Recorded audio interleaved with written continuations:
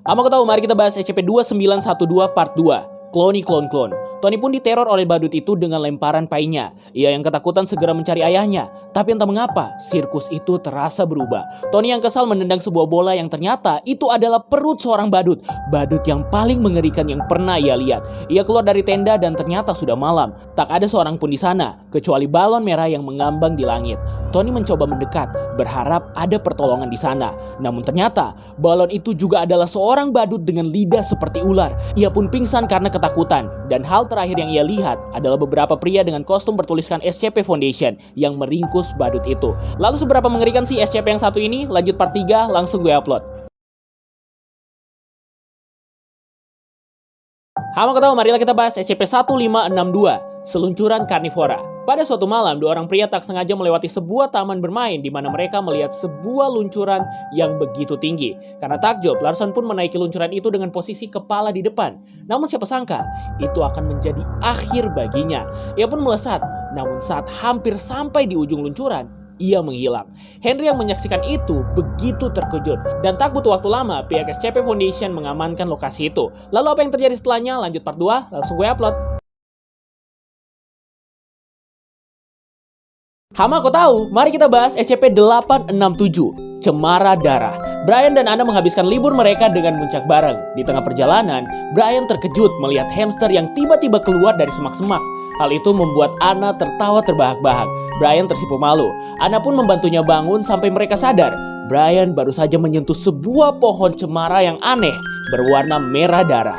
Brian pun menemukan bintul merah di tangannya, namun ia tak begitu peduli. Saat sebelum Anna pulang, Brian mencoba mengajaknya kencan. Namun Anna menolak dan berkata bahwa mereka sudah cukup menjadi teman. Brian hanya terdiam membadut. Namun siapa sangka, itu akan menjadi pertemuan terakhir mereka. Lanjut part 2, langsung gue upload. Hama, kau tahu? Mari kita bahas SCP-007 Part 3, Abdominal Planet. SCP-007 adalah sebuah planet kecil yang berada di perut seorang pria.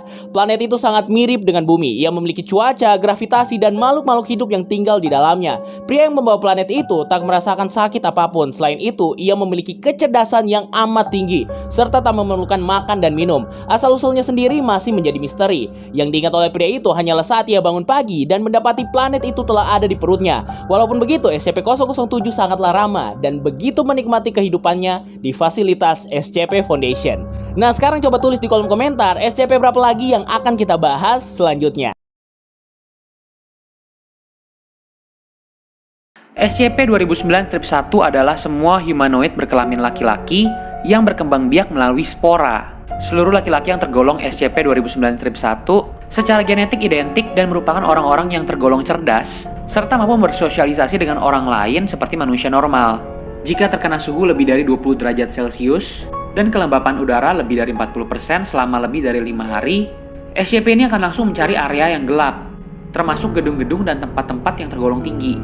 Tubuhnya akan mulai mengembung dan terbelah menjadi rambut-rambut tipis berbasis kitin. Rambut-rambut tersebut akan digunakan oleh SCP-2009-1 untuk menempelkan dirinya ke dinding dan juga objek terdekat, menghentikan semua aktivitas dan mengubah energinya ke dalam proses produksi spora menjadi SCP-2009-2 yang dapat menginfeksi dan berbahaya bagi manusia pada umumnya.